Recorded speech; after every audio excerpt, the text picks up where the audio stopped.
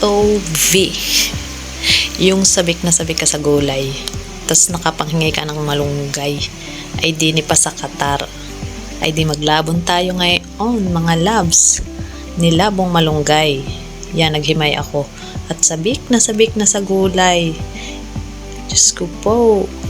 Thankful at nakapanghingi ng malunggay yan. Inilabong ko na, di sinabawan ko lang ng kaunti.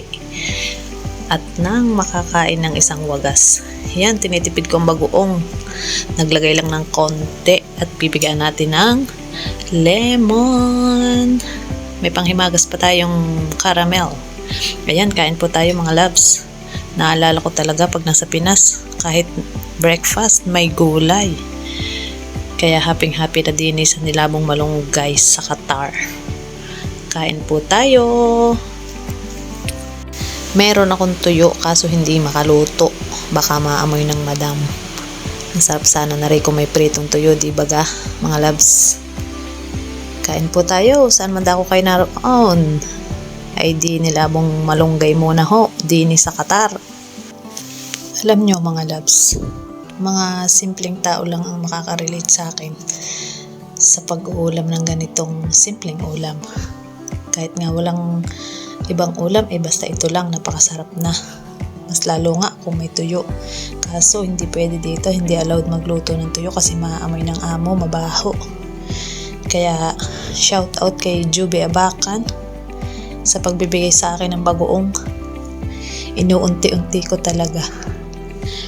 Para kapag may mga gulay akong ganyan, may pang-ulam ako.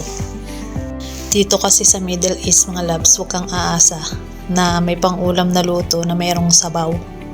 Ang pinakasabaw na lang nila ay surba. Yung may mga gulay-gulay baga na ginadgad. Yun ang ginagawa nilang pinakagulay, pero ibang-iba talaga sa Pinas. Iba't ibang gulay, iba't ibang ulam. Dito talagang limited lang kung anong mga pang-ulam nila. Kalimitan ay manok. Kaya sa palagay ko, hindi ako masyadong tataba dito. Kasi hindi masyadong makahirit ng kain eh. Sa Pinas, unlimited kain, unlimited kung kakain ka ng rice kasi masarap ang ulam, pwede kang maggata ng hipon, may kasamang katang, pwede kang maggulay kung anong gusto mo, pwede kang damihan ng sinaing, walang limitasyon. Kahit naghihirap sa Pinas, masarap pa rin ang ating kain. Hindi gaya dito, talagang magtitiis ka kung anong lasa, tas may yung alam mo yun, literal na hindi mo ka nakasanayan na amoy.